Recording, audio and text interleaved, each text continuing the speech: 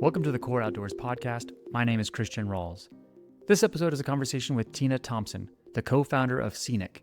Seniq is redefining performance and aesthetic for active women through a design-led, product-obsessed approach.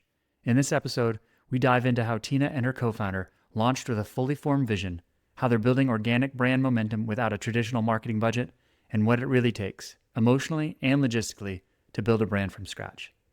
This episode is a little longer than usual as we get into a wonderful conversation towards the end about what it's like to be an entrepreneur and what we can learn about ourselves through the process of building a business. I thoroughly enjoyed this conversation with Tina, and I hope that you do too. I think a good place to start is, what is your earliest memory of your co-founder, Maddie? Yeah, I actually have a really good story about this. And I was trying to think, there's definitely memories earlier. Actually, I'll say this. The very first memory of her, she came, so we went to high school together and we were a few grades apart. And I remember she came to high school. It was like her first year. And she's so gorgeous. Like, if you see her in person, she really is this most beautiful, staggering face. And everyone was like, oh my gosh, who is this girl? She's such a mystery. She's so beautiful. In high school, everyone's excited about a new girl coming to school. So that's my earliest memory. But a proper story for you is we ended up we worked at our first jobs together, and I actually I graduated a few months before her because we were different grades, right? And so I actually had converted into a full-time role on the Victoria's Secret sport merchandising team. And Maddie was just finishing up school, so she was technically still interning, but she's so incredible. She was working a full-time schedule and in school. She was basically this undercover full-time assistant merchant. It was wild. Anyways, I don't have all the specifics of this memory, but I remember this feeling. I remember looking at her. Everyone was prepping for, I think it was buy review. And all the other assistant merchants from the other categories were running around, stressed, sweating, freaking out, unorganized chaos. And Maddie was calm, cool, and collected. All her shit was together. She was essentially mentally running laps around her peers. And she wasn't even out of school yet. And I just, that's my memory of her. It shocked me because it's very rare you come across people who, one, are so poised. I love working with her because she's totally the calm to my storm. And also, it's not every day you come across someone who's so intelligent and just a fucking workhorse. It just blew my mind. So that's my earliest memory of her, which is so funny. And that led to, this is later, a few weeks later, but that's when I started to be oh shit, this girl is no joke. She's on another level. I want to keep learning from her, watching her. A few weeks later, I remember we didn't know each other super well. We were acquaintances in high school, but didn't cross over friend groups by any means. So we didn't get close until this first job we had at VS. There was a moment where it was a similar situation. She was totally took chaos through this calm filter and just was brilliant and strategic. And I remember looking at her saying, this is crazy, but I feel like I'm going to work for you someday. And it was weird. I'm one of those people who just I have thoughts and I say them and it's I regret them most times, but I don't usually think before I speak. And that was one that was just such this weird gut feeling. I had to get it out and tell her, even if it came off weird. And she's who even are you? What are you talking about? But it was almost a mini manifestation moment, because I was I have to say this because there's something energy here that I need to put into the world. So it's funny. So have you officially worked for her?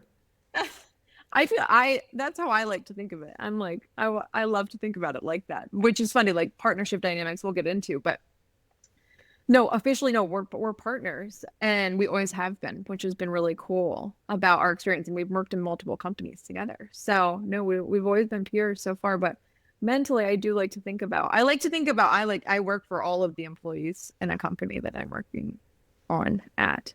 I think that's the right place to mentally be.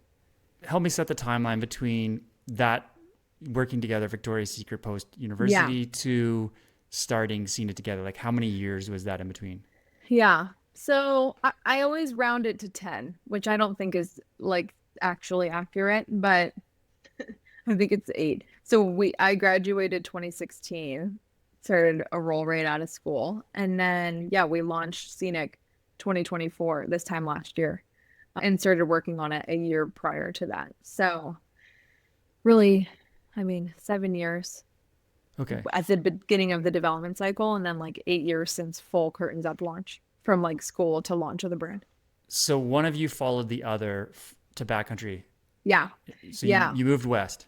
Yeah. Moved west. So after Victoria's Secret, I spent some time working for Outdoor Voices, which was like my intro. I like brought my activewear experience from Victoria's Secret Sport to Outdoor Voices because we were like had a huge portion of the market share at VS, which like you wouldn't really think about Victoria's Secret Sport being a large owner of the active market share in the like 90s, early 20s, 2000s. They were innovators, and it was an incredible brand, and they're finding their way again, which is really cool to watch from afar. But I wanted to try I love learning from these like billion-dollar industry leaders, and I wanted to try my hand at a smaller brand. So went to Outdoor Voices and was really had the opportunity to fall in love with the outdoor specific active category there. I would say my experience prior was really focused on like train and gym and studio and bar. But yeah, just fell in love with the outdoors, and there was so much opportunity. And once I knew I was like in that world, I was like, okay, I want to go learn from the best of the best in that category. So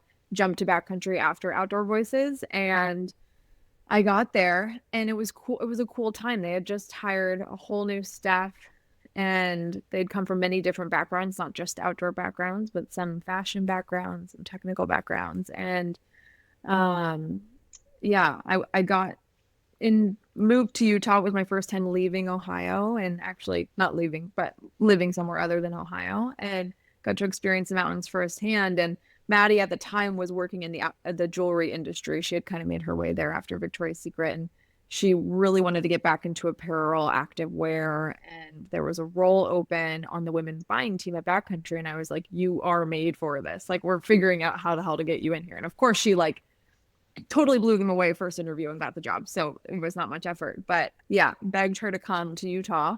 She did it with quite little resistance. It was felt very meant to be. And then that was really where her and I got the opportunity to live in the mountains and experience the outdoors as like a, a part of our everyday life, not just as a trip or something to do a few times a year. And we just learned so quickly so much of the opportunity for women in terms of product. And then we also noticed this like crazy culture shift of how women were using the outdoors. So I can keep going on that, or I can stop there and let you continue your No, I'm questions. But I'm I'm interested if there was ever these conversations. I mean, obviously you're friends and professionals together and peers.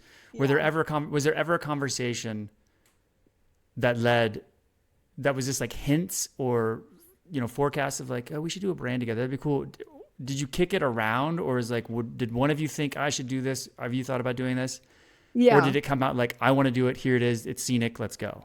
Yeah. So I would say the first like evolution of that conversation was the moment of like, oh shit, I think I'm gonna work for you someday. Like that was like the beginning of that thought. And Okay. then yeah, I totally became enamored by her work style, and then we became best friends. So I just like idolize her still to this day in a work environment for sure, as well as outside, but especially in a work environment. And we always like we kind of became work wives, like knew we were like just got each other, and if there was something to happen someday, it would be we'd love to do it together. But it wasn't until we moved to Utah that we were like we would talk about so many different categories. We would like shit, like we can't find a hike pant. Like what if we started like a hike pant brand? Or like we talk about base layers, like merino layers all the time. We're like, why do they all look the same? Why do they all have the same gummy crappy fabric? Like what if we started that? And here's all these brands. So those conversations started to get more literal in Utah because I think we found this like intersection of opportunity and passion purpose. Like we loved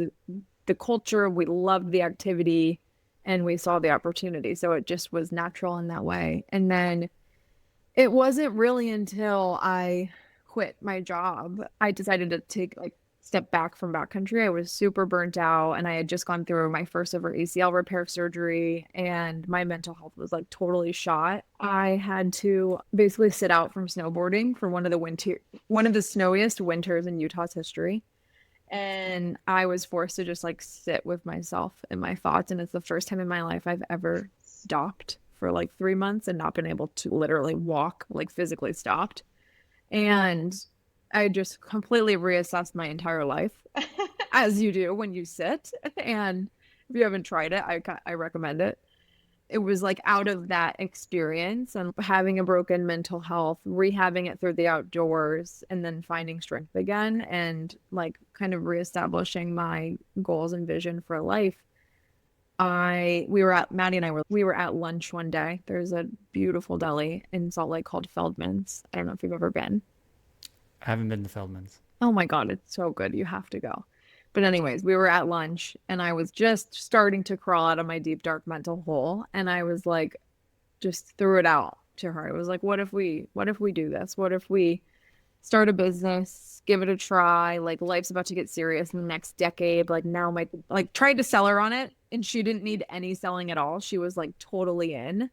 And we went home after that lunch. We were like buzzing. We were like, okay, we're going to do something. We don't know what it is really. And I literally went right home, put not a bunch, 6 product ideas down on paper, which we ended up developing 4 of them. And then that was the launch collection, but sent her that product brief and she responded immediately and was like, clear your calendar Sunday. We're writing a business plan and we're like hitting go on this. And I was like, wait, what? So it was just a lunch. Yeah, it was just a lunch, but no, it was so much more. It was an evolution of your relationship with each other and trust and also living and experiencing the opportunity firsthand together. It was just all happening live time that it took many years to evolve to this. It was definitely not like a wake up one morning and have this bright idea. I don't even think we would have had this passion if we didn't start at Victoria's Secret because that was such a founder-led brand. We learned how the fundamentals of merchandising and how a founder can lead a brand and how inspiring that can be and innovate. All the little pieces of the story totally added up to that result. And I think if any of them were missing, we probably wouldn't be here. So was there long-winded answer? I love it. This is great. This is what we're here for. Good. Was it a draw? I mean, this could be different for both of you. I'm just curious. Was it a draw to the lack of seeing the product that you wanted to see in the market? Like, oh, why can't I find trail pants? What's with these? Was it a draw to like kind of scratch your own itch from a product side? Or was it a challenge to do the whole thing, launch a brand, get the visuals? Was there one that was calling more than the other? Or was it, what did that look like? Yeah, it's a great question. I think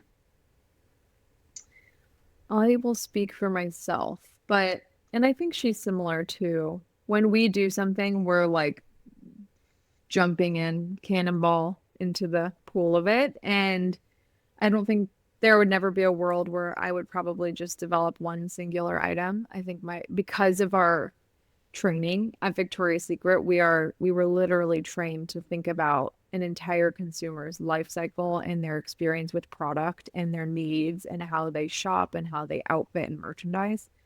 So I think the excitement for us to start the brand was really, we were trying to do 2 things by starting. One was, yes, filling this product need. There was way more of a need outside of than just one item or one category. Like the need is cross category. And the other thing that we wanted to capture by starting the brand was really building a brand for this new woman who is getting in the outdoors. She's very different than the OG outdoor woman from 60s, 70s, 80s, 90s. A lot of these women had just gotten outside for the first time and partaken in these activities through COVID. So they haven't been in the outdoors long. They're typically not super experts, but they're hungry and they learn and grow very quickly in their physical expertise of skills. And there wasn't a brand that we were super excited by their brand, mission, vision, and product. There wasn't that like marriage of the two. We were stoked by some brands branding and socials and visuals and marketing, and we were stoked, but we like didn't love their product. Or we were stoked by other brands innovation and they were creating things we could never dream of, but the branding fell flat for us and didn't connect. So we wanted to sort of build both of those worlds and create a new community for girls who felt like we did. And we had no idea if there were other girls out there who felt like us. We had a group of girlfriends in Utah that we knew felt this way.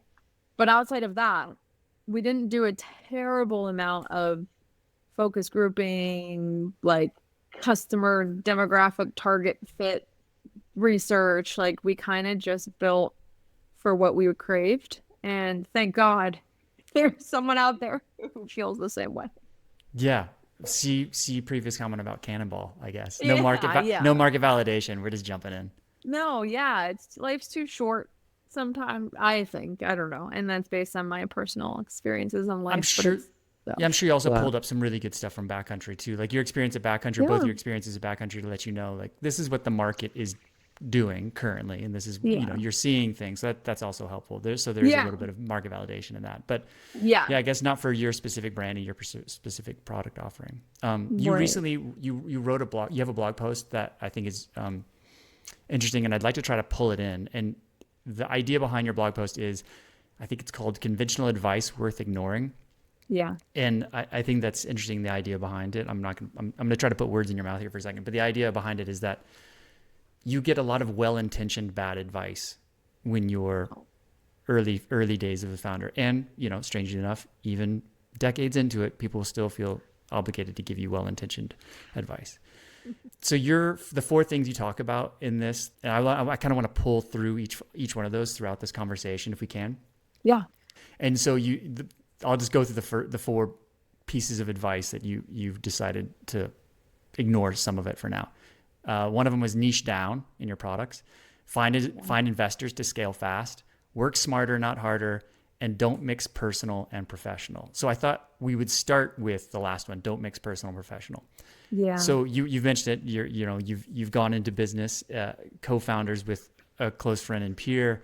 So what is that founder relationship like? Like, what are the dynamics? How do you run kind of the day-to-day? Is it she has a section of the business and you have a section of the business? How are decisions made? Is there kind of shared overlap? Like, how does that structure work? Yeah. And before I jump into how we organized it, I think in the blog, there's an important caveat to this, ignoring this advice. I think you are totally free to ignore this advice as long as you have been in high stakes situations with the person you're about to go into business with.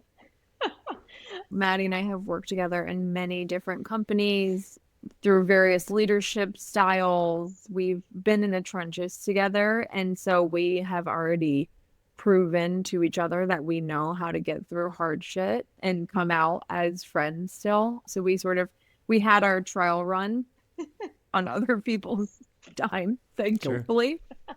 So yeah, that's the caveat. It's like, ignore the advice if you've already trialed this, and don't ignore the advice if you haven't, and try to get a trial run, because it is pivotal to make sure that you guys can navigate like treacherous waters together and come out friends. That's good advice.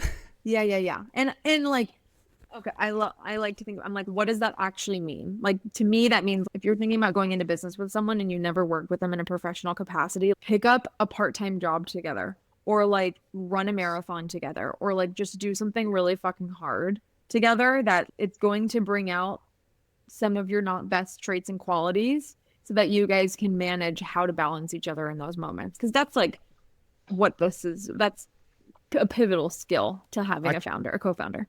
I call it the 21-day canoe trip, and I have 2 sons, and I've told both of them, before you get hooked up with anybody for like a lifetime partnership, you have to go on a 21-day canoe trip, because then you'll see what it's like to suffer, or what it's like for the other person to suffer. So not that that's like the best qualification for everything, but it's a pretty good screening process. Yeah.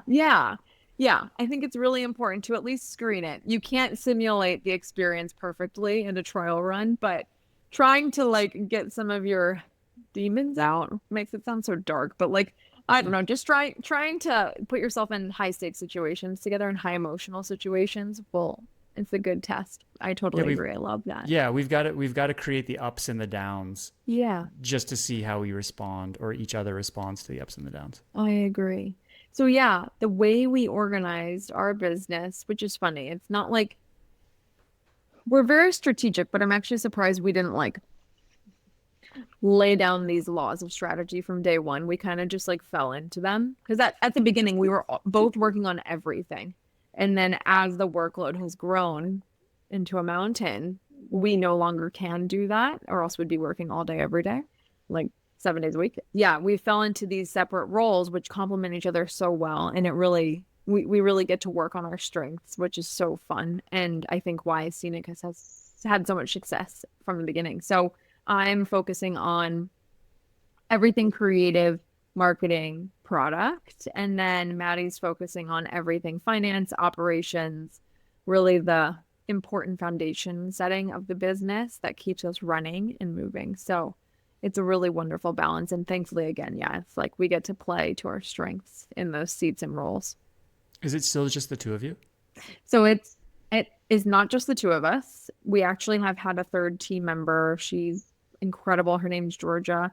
She's our head of design, and she's been with us from the development stage. So I would say 2 months after we wrote the business plan, we hired her, and she has been an absolute staple of the success of the brand. She is not only conceptually designing and sketching, she's also tech packing and working on a lot of the tech design and fit. And her experience is incredible because she comes from not only a technical background, has worked on activewear lines, but also a proper fashion background, working at The Row and Cocoon and Philip Lim and Marc Jacobs. So she really is this like unicorn who brings this very fashion and technical brain to our product. And also, she is the wildest outdoor woman I know. For someone who lives and like grew up in Brooklyn, she is on a mountain more than people in Utah. She finds her way to the mountains. She is a badass climber, amazing skier. So she has like that passion point in addition to her incredible skill of design. That's So yeah, cool. it's been us threes from the jump pretty much. And thankfully we've been able to hire agency help or freelance contract work, but it's just us three full time still. And Yeah. then how does the decision making work between you and Maddie? Like the crossover is like, do you pull her into the creative at all? I mean, I know probably on the product Yeah. side, but like where do you guys cross over into each other's verticals? Yeah. It's so funny. There, there's no formal process around this. I mean, at all. And the short answer is we we're just each other's sounding boards at this point. There's really not capacity for a three-person team at the size and scale of our business, how as quickly as we're growing to like get each other's approval in every little thing you do. And that's something that I think we're definitely going to start building guardrails around like what are the gates where we need to present and review these things with each other. But right now it's just like kind of sitting down and working next to each other and using each other as a sounding board. So she's, yeah, absolutely fully involved influencing the product. And then I would say once I have creative brand marketing concepts developed, I'll get her ideas on is there any way to make this more clear or anything else that comes to mind that would be more impactful. And then vice versa, her and we sit through a lot of our inventory management documents and work through talking about projected run rates and what bets we're willing to make with their investments. So we try to spend as much time supporting each other's separate roles and responsibilities, but it's more of an art than a science. Yeah. Yeah. You touched in that blog post I'm referencing, you talk a lot about the gut and Yeah. it sometimes people shy away from the gut. And I think that our bodies tell us a lot about how we make decisions, right? Mm-hmm. Like our body actually, I think, is probably a better decision maker than our head sometimes. Like at least it gives us good signs. And yeah, just finding that balance is super important as an entrepreneur because sometimes you can get Yeah. locked in one or the other and not find the balance. Oh, I mean, yeah. Personal work-life balance is a different topic, but yeah, balance between like co-founders is between your mind and your gut. I totally agree with you. And that's the beauty too of having worked with her for so many years. There's this built-in trust that we don't need each other sort of standing over our shoulders and approving every little micro decision. There's this like really full trust that we're each going to build the best expression of whatever we're doing. That's wonderful. It's very rare. I want to talk about the creative for a second because I think it's super rare to have a brand come out fully baked like Seniq. When I first saw your brand sometime September, August, I can't remember, but I went and looked at your site and I was like, there's no way that this is a 6-month-old brand. Like your product video, like your like catalog launch videos, and just it's very well thought out and it's super pro. Oh, how did you do that? Because that's oh my God. Be able to do all that. I mean, was that you? Did you bring in outside help? Like, where's all these thoughts coming from that made it super impactful? Yeah. Well, it is quite surreal to hear you say that. I think when you're in it, we're so focused on how much better, faster, stronger it can be. So to take a moment and hear that it's resonating as like a fully baked thought is wild. It's resonating like that to someone outside of our mind. There's no way it does not look like a 12-month-old brand at all. Well, I will say it is. I mean, we've developed variations of this product for our whole careers. So this is not our first rodeo developing product by any means, nor is it Georgia's. She's like such a friggin' pro. It's insane.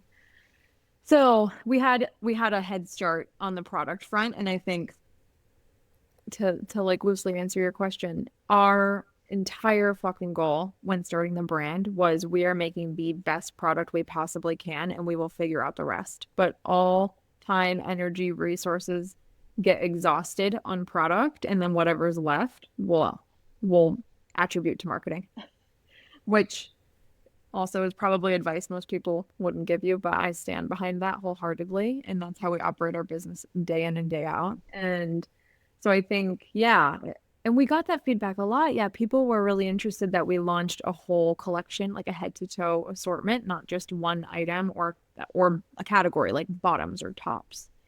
And I think that strategy was really selfish and from our background. So selfish because we craved to wear an outdoor brand. We wanted a full look. We didn't just want a piece to outfit with our Patagonias and our Arc'teryxes. We wanted a whole new look. And then it also is because of our classic merchandising training to think in that way of a full assortment. And then I'm trying to think too. So your question is like, from the brand side. So that's the product side. Like from the brand side, you know, like what is it? Can you put your finger on what it is that you were thinking about to help you make that differentiation, or just kind of come out with, you know, the full gusto? Yeah. It's so funny. It's such a good question. I just think I think in terms of building worlds, not just rooms, but building a whole world. And I think because that's the filter, we sort of built the branding in that way. So we have a lot of conversations around like, who is this? We have like a name for the girl that we're building for. We call her Willow, and we're like, who do the people that Willow surrounds herself look like? What are the rooms that she's in looks like? What is the car she drives? Who are her favorite artists? What's the music she listens to? And really try to build this like sensory visual strategy of the brand. And I think then we just throw a million pieces of content at the wall that are tried to be pulled through that filter of Willow, and we just see what sticks and go from there. But yeah, 2024 was interesting in terms of branding because I think looking back on it as the person who was driving a lot of the creative strategy and decisions, it felt like I was still figuring out who Seniq was and what's the story we wanted to tell. And I can't even like really look at the marketing because I think the launch video that we just put out is like such a pure representation of exactly what we're trying to do, exactly who we are. So we're just getting better and better as we go. I don't know if that answers your question. It does. Yes, Okay. Yes, it does, because it shows that you've worked in large companies where you're afforded the opportunity to look at the bigger picture, which I think sometimes happens when we kind of startup founders, we're so focused on like that next step right ahead of us that it's hard to back up unless you have that experience of seeing the benefit of backing up and looking, right? So I think your experiences are really, obviously helping you with this. It's interesting that you say that you look back on the first couple videos or the first launch. And you didn't say cringe, but you kind of had this look on your face, like you're kind of like, it's not where we're headed. So much more critique than like praise for myself of them. Yeah. Are you familiar with the idea of if you don't look back on your first version and cringe, then you waited too long? Yeah. Okay. And I fucking live for it. I'm like, be bad. Like, just suck at what you do, put it out. That's so epic. And it was interesting. I was digesting your question of how do you define success as I was prepping for this. And I was like, honestly, that is a huge way I define success, is like, how many like leaps of faith do you take without having all the answers? Or I think that is just like, that's success to me, is having balls and like gusto and chutzpah to like go for it without having things fully baked. Contrary to the question, even though we're saying Seniq was fully baked, it like was, but it wasn't. Well, that was from the outside. If the outside perception is this brand looks fully baked for 1 year, not even 1 year old, like specifically your ski, when you launched ski, your video you came out with when you launched the ski line, that is. Yeah. What'd you think? That is Give us the honesty too, because it was not built for everyone. Like not everyone was supposed to understand it. Yeah, well, it's definitely not built for me. Yeah, totally. But I like it. It was like the art direction. I guess I'm looking at it from the technical side of it. Yeah. Like I'm just looking at the art direction. I'm like, is this an actual room? What is this? Where is this? This looks like I can see outside. This looks like it's actually a house. Like so it was a family friend's office, a home office. Okay, that's shocking. That's nuts, like right? Houses Nuts. of Zillow for sure. Totally. Yeah. Okay. Anyway, the art direction on it, I love. Like even if a piece of content is not aimed at me, I can appreciate the art direction and the thought that went into it. And so that's what it was funny. Like there was a lot going on to it. Like you were taking this outdoor thing and putting it inside, and then you were kind of like, I don't know if you were, but there was a fair bit of tongue in cheek, it seemed like. Totally. It was such an irony. The whole piece was irony. Yeah. And so from that perspective, I really liked it, especially when you balance it out with, or not balance it out, but like you run it up against like your latest one for Spring 25. Yeah. When I think you're in the desert, maybe you're in Joshua Tree or somewhere like that. And I was like, oh, that's a very different look, but it still works. It still feels like it's coming from the same brand. So no, it's cool. No, it's funny. So ski is such a different world to me. I mean, than the just like general outdoor hike world. And the way I'll give you all the tea. The way the ski video and launch came to life was I had just downloaded Masterclass. I don't know if you've ever tried it, but it's like pretty epic. And I was craving to learn from leaders, because when you're running a business, it's just you three, and like there's no one. Chamber. Yeah, there's not much elevated learning opportunities within your like immediate bubble versus like working in these billion-dollar brands. You'll get to sit in a 30-minute meeting with the most insightful person who spits all this wisdom at you, and it totally changes your brain chemistry. So anyways, I had just downloaded Masterclass because I was craving my brain chemistry to be altered a little bit, some inspiration, if you will. And I had just listened to Anna Wintour's Masterclass, and if you haven't, like, it totally changed the way I think about creatives and brand building. And the biggest takeaway from her masterclass is like, whatever you do, make a statement. Just make a statement. Like it needs to have purpose and intention, and you need to be crystal clear why you're doing this. So Maddie, I called Maddie after I listened to this masterclass, and I was like probably speaking 1,000 miles a minute and like telling her all this wisdom I just got. And she was like, okay, let's sit down. It was kind of like the business plan. She sorts my chaos, and she was like, let's sit down and write ideas out on a whiteboard. So we cleared our calendars the next day, and kind of just talked through out loud, what is the statement we want to make with this ski collection? And for us, it really was making the statement that you can express femininity at the highest levels, meaning in common language, you can be sexy and be a badass skier. Like you can be hot, sexy, feminine, express that, and also totally rip it on the mountain. So I think that's where the irony came from, because there's just so much stereotyping around femininity in terms of the ski category. And everyone's so fucking afraid to use the word sex or to use sex to sell ski. Like it doesn't happen. And Maddie and I come from Victoria's Secret, where like the multi-billion-dollar item is a push-up bra. So all we know is how to sell sex, and it's empowering. And when you take that energy back as a woman and you use it to build your own confidence, like there's just, I could ramble about this for hours, but it's just such a world that the ski category doesn't dip a toe into. So we were like, fuck it. We want to just like make this statement that you can be sexy and a badass skier. So That's interesting.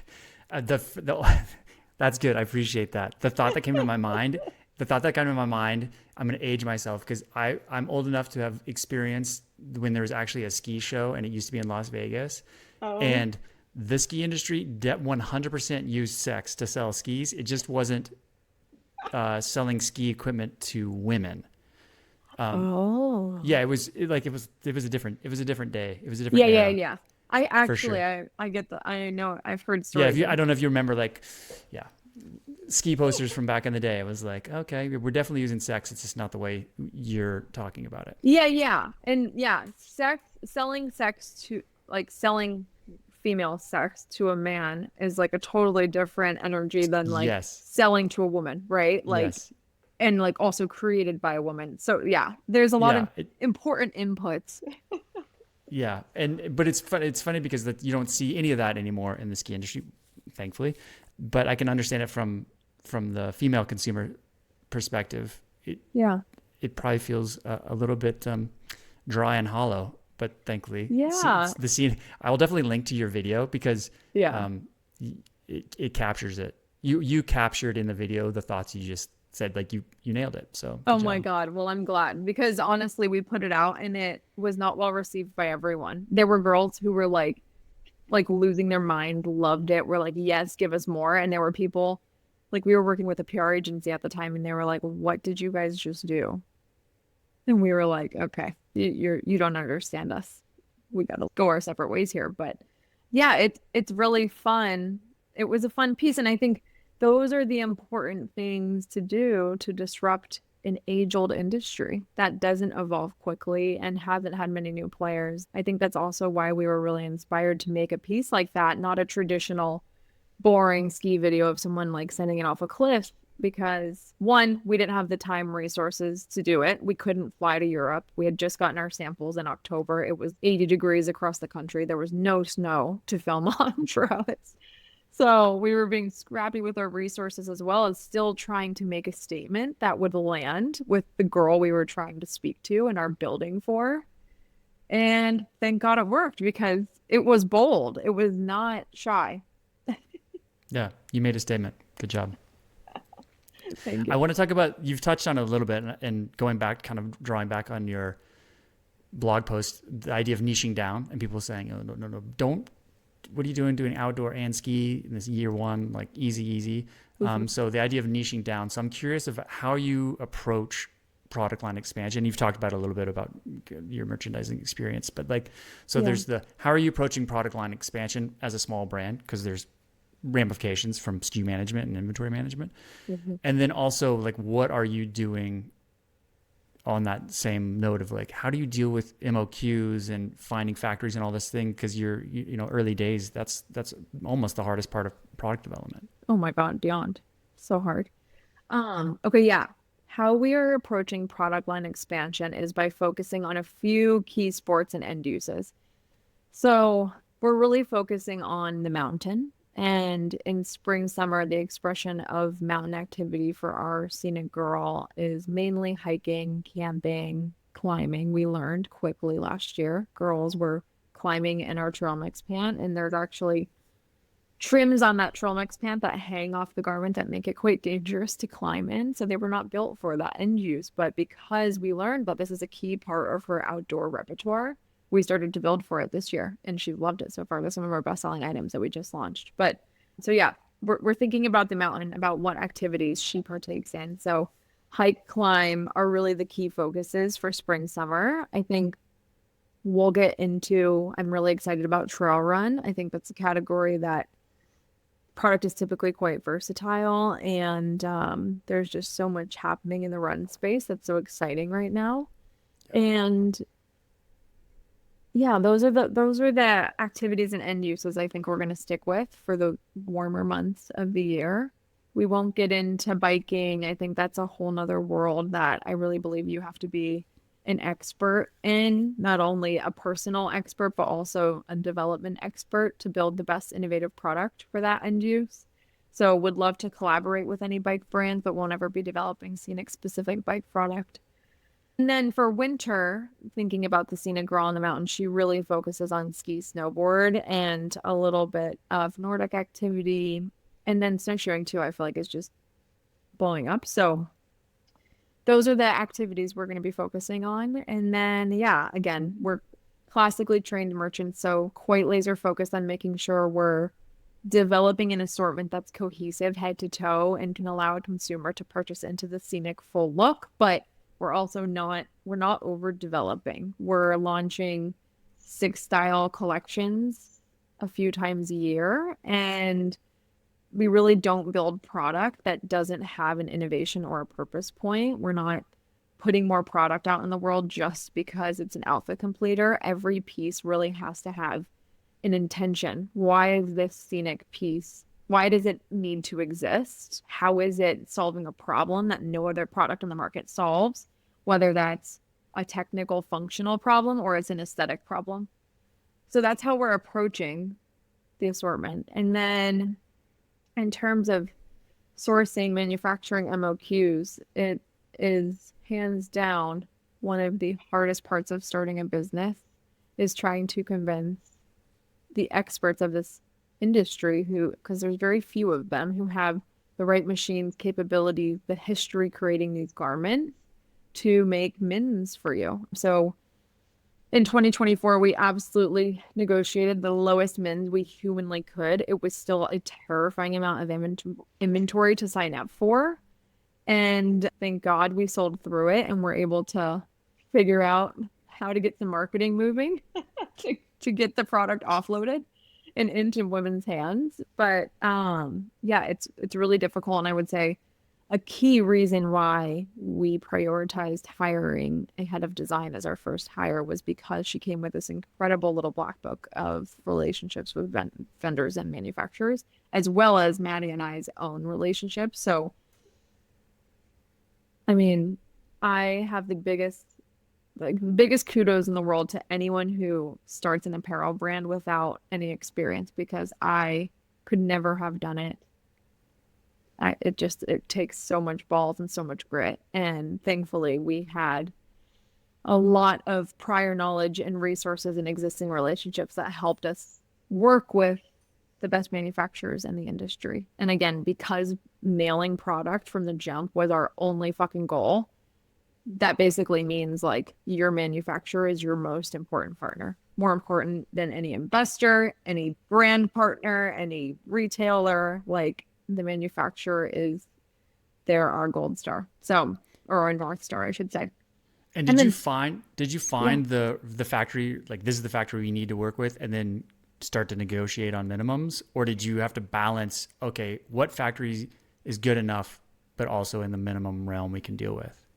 So our process was we put together a brand deck and sent it out to our top 10 list of vendors that we wanted to work with.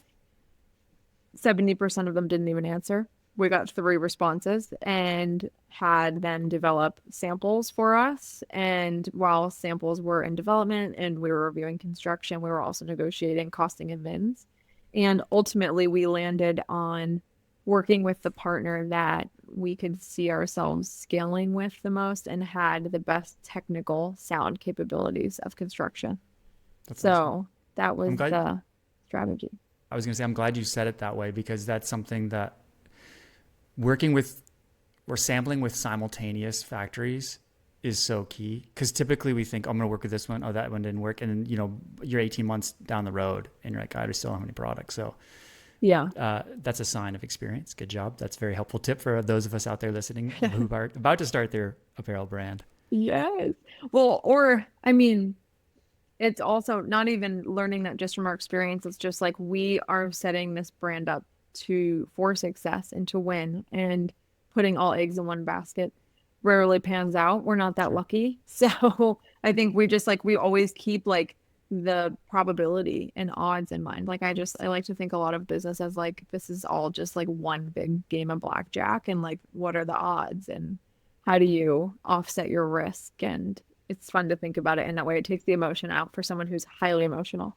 But you had another part to your question about, did you also ask here, niching down? That was like Yeah, with the bad advice, or the advice, not the bad advice. The Yeah. advice that you chose not to take was people were saying niche down, and you said, Well, can maybe I not. also tell you how many people, I mean, more people than not told us we were complete idiots for launching ski.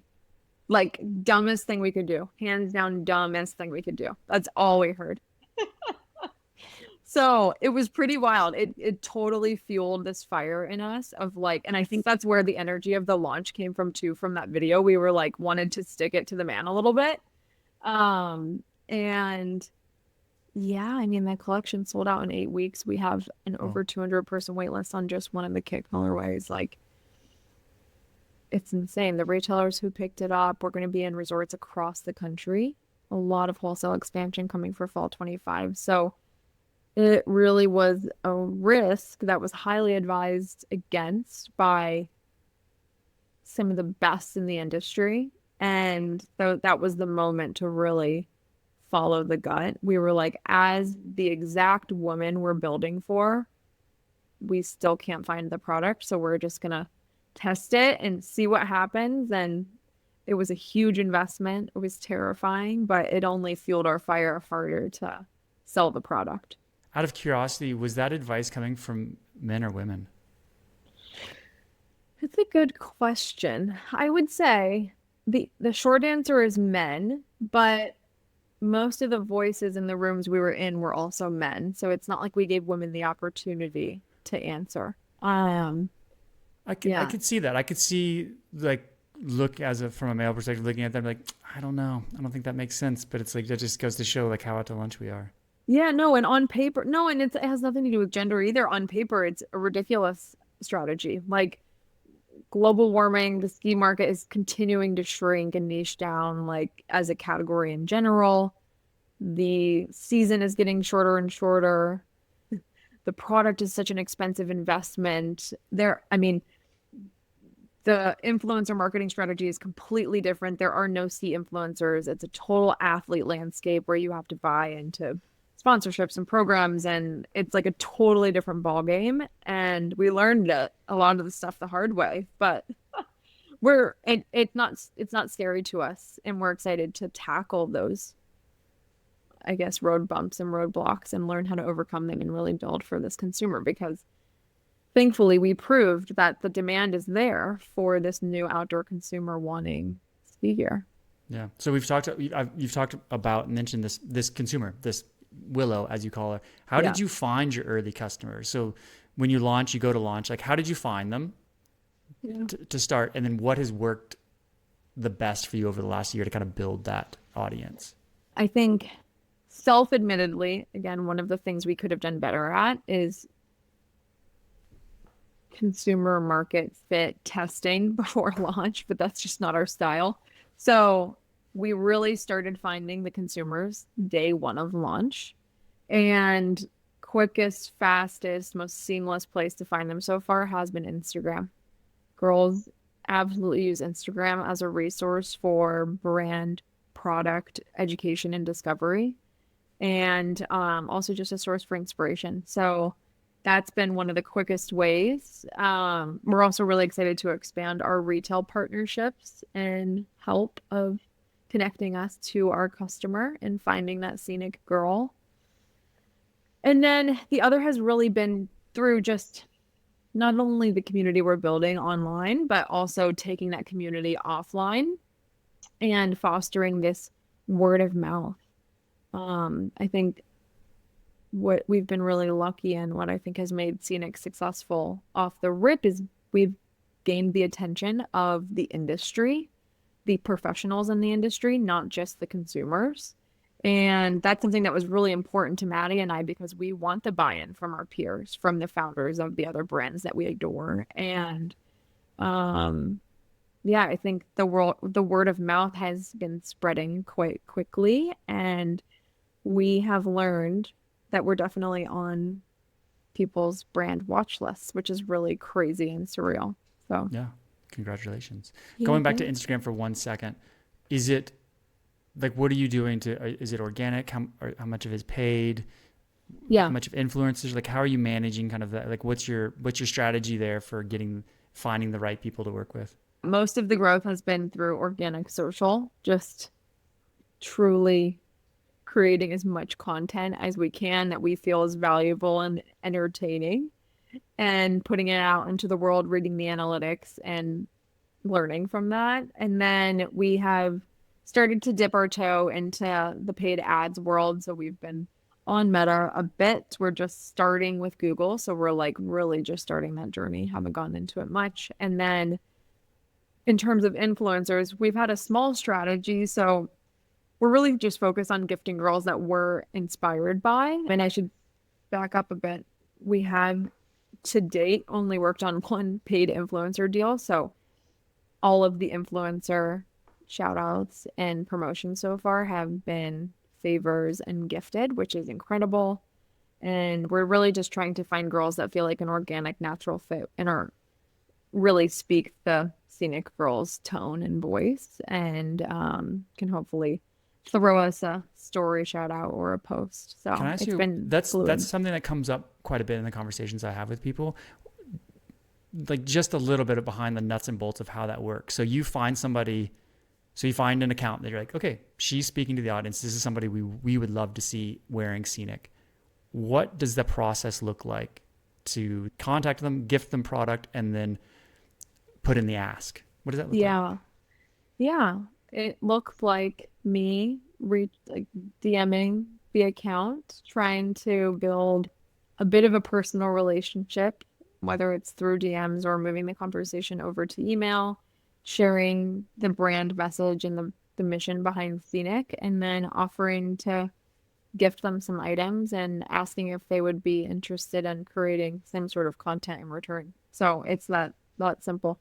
And then follow-up question is, Yeah. do you ever have to remind them that the content was a part of the deal? I will say, because we haven't, the reach outs have been very pointed and specific, and we've tried to build actual friendships and relationships with the girls. There's a little bit of follow-up, but we're not reaching out to 100 girls. It's like a list of 10 to 20. It's Okay. quite limited and targeted in our approach. The one thing that has been helpful, which is without having to pay influencers cash up front, because we don't have it today, we have set up an affiliate program where if they drive sales from their links, they do get a commission. So that's at least like some sort of change back in their wallet, which girls have found value in. So we're doing everything we can to support them and also try to spread the mission and the brand. Yeah. I mean, it sounds like you're building relationships as opposed to transactions. So that's great. Yeah, yeah. That's really what it's been. It's been really organic so far, honestly. That's great. Yeah. I have to ask, how did you end up with a pretty sweet SUV to cruise around the country in for a year? What Yeah, is that this is, story? oh my gosh, it's crazy. So during that strategy session, after listening to the Anna Wintour masterclass where Maddie and I were like feverishly writing on the whiteboard, we were just brainstorming the most iconic ways to launch a ski collection. And one of the thoughts immediately was getting some sort of van and throwing the kits in the van and just driving to every mountain humanly possible. Not a original thought. I think there's so many brands that have started this way, and we really value that grassroots strategy. It works. And yeah, it's incredible. And we were working with a PR agency at the time that was also repping Ineos, which is a new off-road vehicle brand based in the UK. They had just launched in the US in March of last year. So they were trying to grow their brand awareness. And it was truly, we got so lucky. We truly just created a pitch deck and met a few of their marketing executives. And I think we got lucky because one of the marketing executives had wanted to start his own business, and he was so inspired by just the grit and all of the work Maddie and I were doing, and he pulled strings and made it happen. So now we have this beautiful Ineos Grenadier for a year.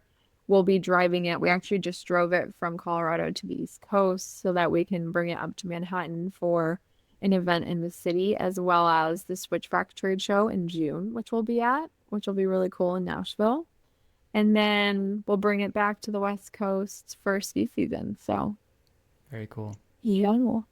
Good for you. Very lucky. Well, you Yeah. increased your luck surface area. So nice work. Yeah, exactly. It was odds. Increase the odds of getting that good Yeah. hand in blackjack. One of the points in your blog post is find investors so you can grow fast.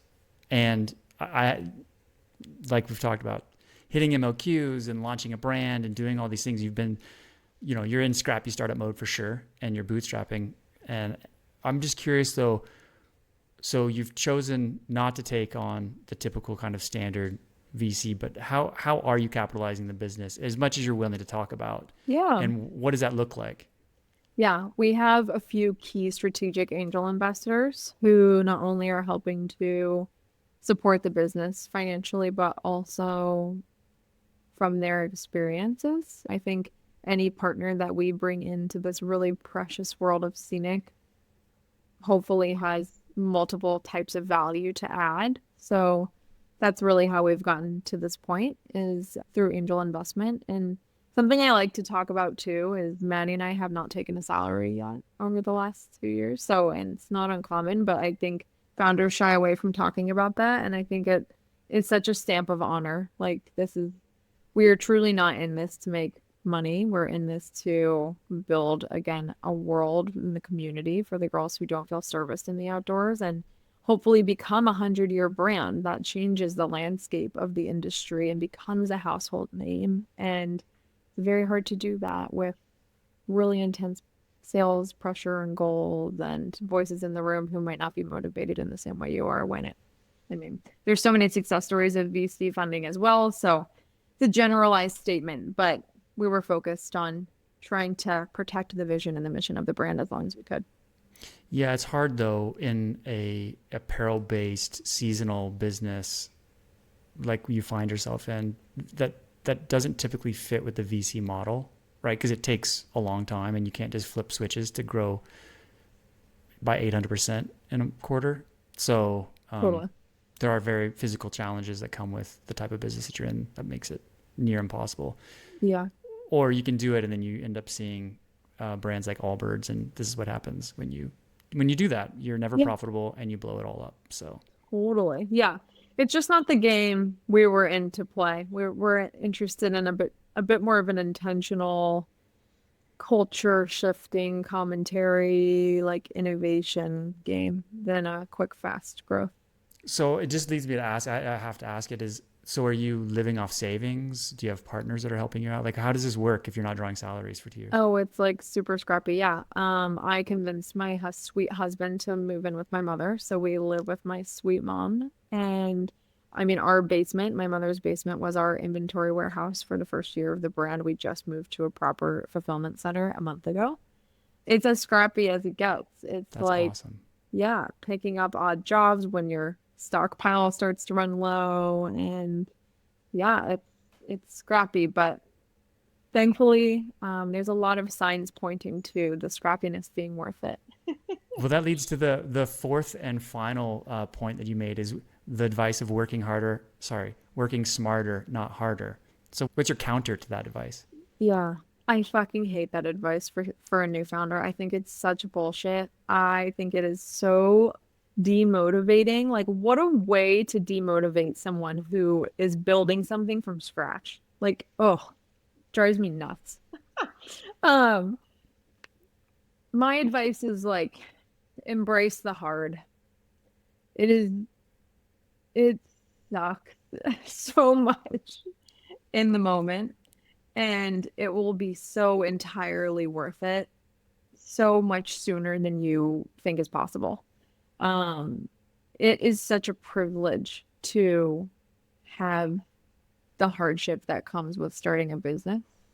It is not something that everyone has the opportunity to do in their life. The fact that I have a mom that I can move into because she has I have a mom who has a home with an extra room that I can move into is a complete privilege. So I think it's always just making sure you keep perspective in your life and yeah, stay crystal clear on what an opportunity this is and will you likely ever get the opportunity to do this again? And probably not in this lifetime or many lifetimes. So but embrace the hardship because it is a once in a lifetime opportunity, truly.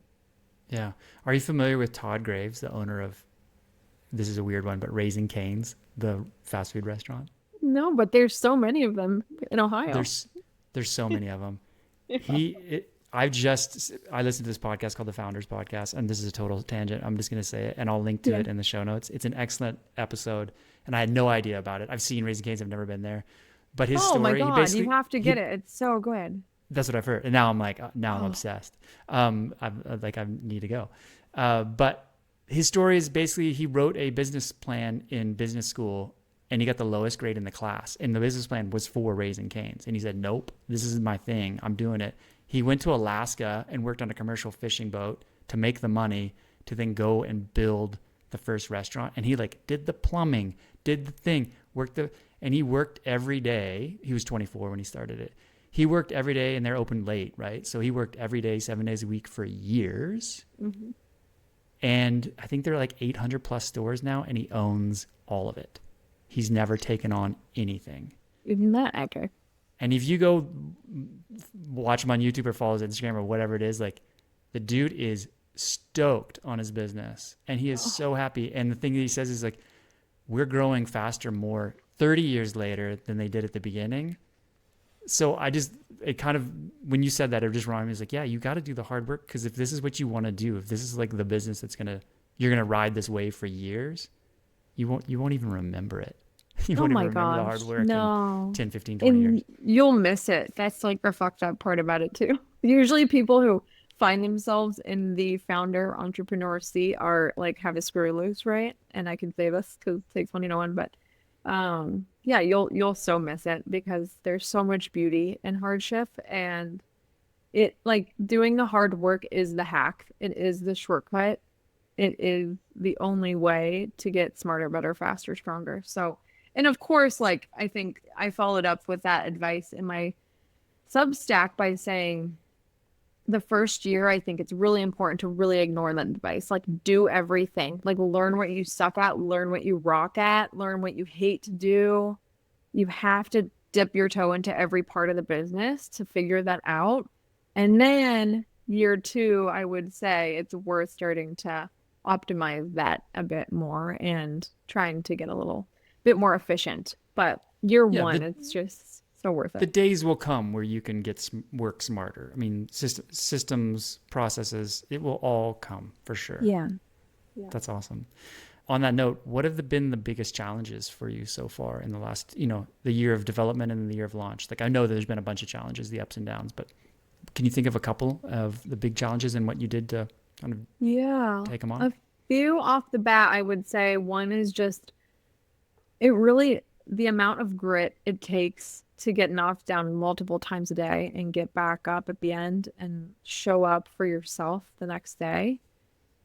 I thought I was gritty. I thought I was hardcore and like had the determination of a horse, but my gosh, this has tested me in so many ways. And it takes an incredible attention to detail and focus and effort to build something from nothing, especially an apparel brand. So that alone has been quite a challenge to figure out how to balance real life, physical, mental health, and put your all into something. I think that will forever be a challenge for me as a human. I'm such focused on building something perfect that I lose myself in it. And I'm so obsessed. Have you seen the movie Whiplash? Oh yeah. I just the concept that like what's the line between perfection and crazy, and what are you willing to sacrifice to get there is such, it will be my forever, like that's what I'm looking for in life and trying to solve and answer, probably partially through building this brand. But it's a challenge, and it's an amazing challenge to get to work on every day and learn. So that's been hard. The other I would say is absolutely going from working at billion-dollar industry leading brands with every team for everything to a team of three. It is such a challenge because we work and process in that billion-dollar corporate way. Like that's how we've been trained, and we're unlearning a lot of that methodology and theory. So that's been a challenge for sure. I would say sourcing, even though we came to the table with so much of a head start compared to other brands, still has been a challenge to find partners who are, and I would say that the biggest challenge is finding partners who are building the technicality of product that we want at the price that makes sense to sell to wholesale partners. Incredibly difficult, not impossible, but difficult. So those are some of the big ones. I mean, there's more of that than there are wins. So we could go on and on about that. Yeah, maybe we'll have a year two or Yeah. year three or whatever it is. Where do you want Seniq to be in 3 years? Like, where do you picture, like, when you close your eyes and lay to sleep at night and you're thinking about Seniq in 3 years, where do you want Seniq to be in 3 years? And then where do you want to grow as an entrepreneur and founder in those 3 years? Yeah. I like this question a lot. In 3 years is funny. So in 3 years, hopefully, I'm rounding up a little bit, but we will have been in the world curtains up for 5 total years. And I think by that point, and I'm hungry, so I'm crazy, but I would love Seniq to be a household name by that point. I would love to have Seniq be the go-to destination for this modern, younger 18 to 30 outdoor woman, and really have the trust and the credibility of her, not only for technicality and function, but also as a source of aesthetic trend and styling inspiration.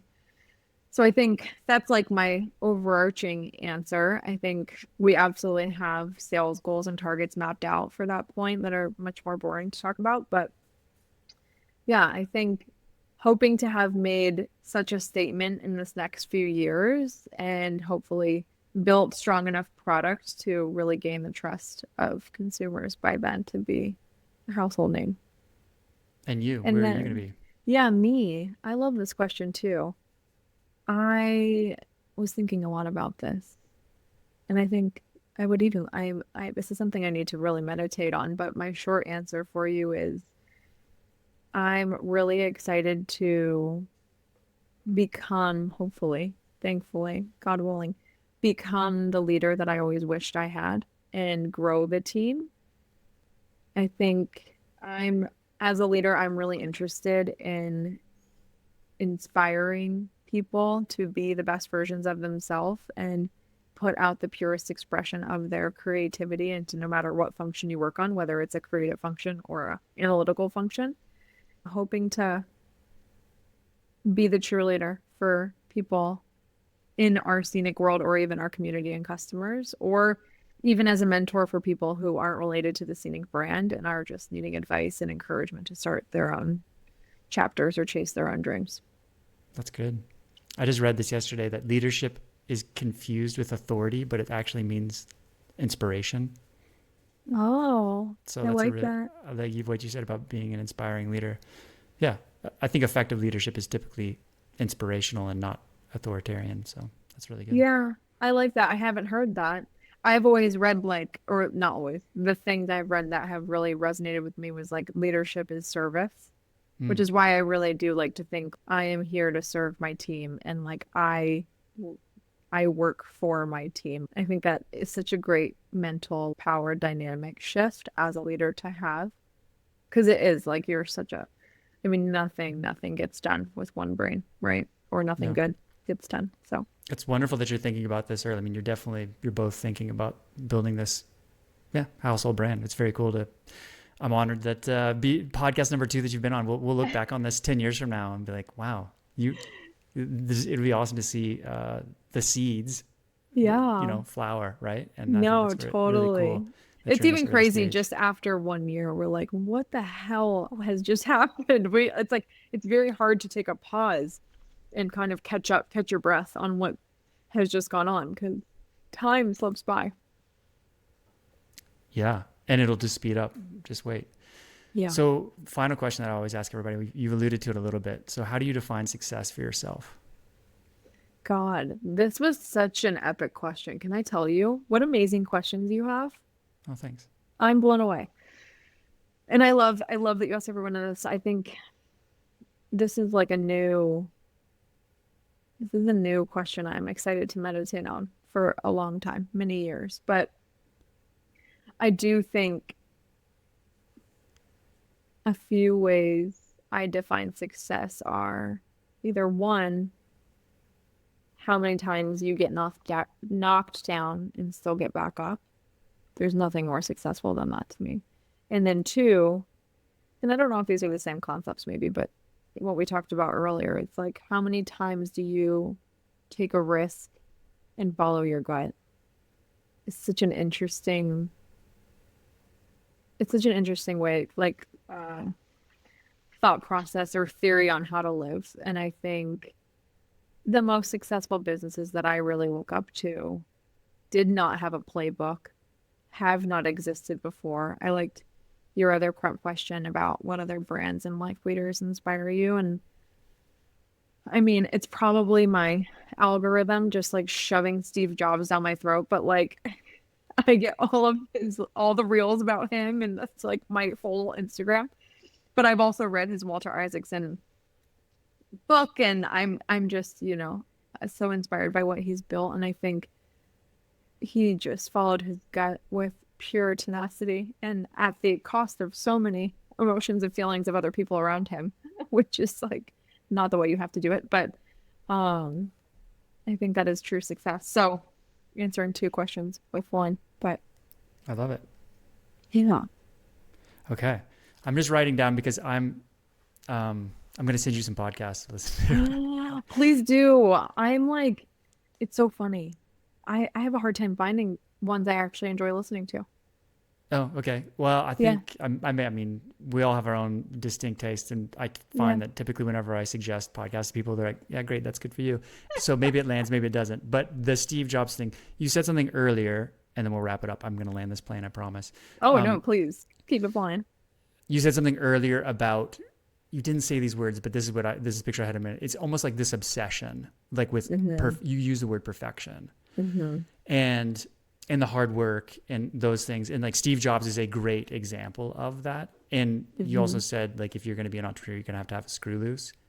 All those things are true. Like, I agree 100%. Sometimes the screw loosey part of the founder and high powered CEO gets not necessarily overblown, but studied too much in the sense of like, yeah, they definitely did some things that were unhealthy for sure. But we have to like, okay, learn from that, correct that. But then there's this other aspect of, when you see that they were obsessed with the product and they just weren't going to sleep on it, and they were, good would not be good enough. Like, that's where pretty amazing things happen. And it is 100% okay to be an entrepreneur who is not going to do those things. And there are tons of businesses that are very successful and super fun to run, and they are not those types of founders and you do not have to be that way. If you are that way though, that's great. Just like warn everybody around you that that's the mission you're going on, and do it. Like, it's so awesome, because then it's like, you're going to just everybody know, for the next 10 years, I'm just going to focus on this. Yeah. And that's cool. Like, that's good. Yeah, I think it's interesting. I think there is such an emphasis, and I don't know why it is. There's probably some really good psychology that can back this, but I feel like there's such a focus on it's funny, as I'm building this brand, even, it's like we do as a society tend to now in the new age, past like the Industrial Revolution and like the white collar boom, it's like there is this focus on work-life balance. And I think there's almost a discouragement to going hard, being obsessed, chasing your dreams at the cost of other things. And I hope that there's someone listening to your podcast today who is willing to give it their all and just needs the reminder that like it is okay to do it and you should follow that gut instinct to go for it hard at the cost of what might seem crazy to other people. You know, I think that that's just, it's so, there's nothing cooler. So, yeah, Steve Jobs is so iconic because he just followed what was right for his rhythm. And Whiplash, it was like such a similar story. Like just the line for crazy for him was so much different than the world around him or the people around him. And you have to follow what's right for you. And there's not one way, to your point, but there's your way, and that is what you should follow. So it is so interesting. Send me the podcast. I can't wait. No, okay, good. Well, that's back to the final question of how do you define a success for yourself? Because success isn't one size fits all. And I think that idea of we need to have work-life balance, because that's success for some people. And that is a great definition of success for some people. And other people's definition of success is they're an artist more than they are a business person. And so they are going to obsess over this business, and there will be no work-life balance for a certain amount of time. Yeah. As long as everybody in their family and around them knows that this is what's happening and is aware of the trade-offs that are going to be made because of it, then that's how they define success. Then God bless. Let's do it. You know? I love that you caveat with that consistently. I need to learn more. Or that like warn everyone around you, because it's so true. Like it's like it is shocking to people when you change your rhythm and you jump full into an obsession, and it can change the rhythm of people around you and relationships around you, and it totally like interrupts the flow of what life had been prior, business or whatever idea journey you're embarking on. It's a really good caveat that you keep throwing in there. I really like that. Well, those are typically the ones who suffer. It's when the people who are obsessed want to do the other things too, or feel obligated to get sucked into the other things too. It's like, no, that you don't have space and time in your life right now for that. Yeah. If you do that, there are going to be trade-offs, and they're probably going to be the people. So that's why I say it's like important to warn the world around you. It's so smart. Oh my God. You must be like, I can tell you're a brilliant communicator, because you have such an awareness to be able to warn your surroundings, that like, being that clear, like this is where I am, this is what I'm going through, and this is what my vision is right now. I'm like, pivot as needed, adjust as necessary around me. The awareness only comes through scars. So thank you for saying that. But I can relate. I came by it honestly. I can relate. My poor husband. Oh my God. He is just such a sweetheart. Well, maybe you just have to sit him down and have a really clear what he's in for. Maybe you already had that conversation. Many conversations. We could do a whole other podcast about like being a founder with the perspective as like someone in a relationship. It is such like it's interesting. There's so many dynamics. It affects your whole life. So yeah, and that's why I love business and entrepreneurship, because it's there's very, very few things in life where you're going to learn more about yourself. Oh my gosh. Right? You could go to war, you can birth a child, or you can own a business. And I think those are pretty much the three that are going to show you the most about who you are. I'm not going to choose the first two, so I'll just take the third. Thank you. And I had no fucking clue. Like starting, I was like, okay, this is not a self-exploration, but my God, it has been a full like cut open, turn inside out, and like rethink everything you knew about yourself. It's such a wild internal experience. Yep. I had no idea. It's a great way to accelerate your growth. Yeah. So embrace it. Don't try to shortcut it. That's great. Do the work. You got to do the work. Yeah. Cool. Okay. Well, thanks so much, Tina. This has been such a wonderful conversation. And before we jump, please tell people where to go if they want to learn more about Seniq. Yeah. best way to learn about Seniq would be on our website, which is seniqbrand.com. That's SENIQ brand.com. Or through our Instagram. We do a lot of product education, styling inspiration, featuring our community, hosting, or it's a platform where we also market to community events that we're having in real life. So yeah, that's just at Seniq on Instagram. Awesome. And then we will be launching with some pretty epic retail partners. So stay tuned. Check out our Instagram and our website for more details there. But you might be able to touch and feel and try on Seniq in a store near you. Cool. Thanks so much, Tina. Thank you. Thank you. Thank you. This was amazing. Thanks so much for listening all the way to the end of this podcast. If you enjoyed it, please share it with a friend you think may enjoy it too. You can also take a few seconds to subscribe to the podcast. Anything you do to help share the love here, we'd appreciate it. Thanks so much for following along, and we'll see you next time.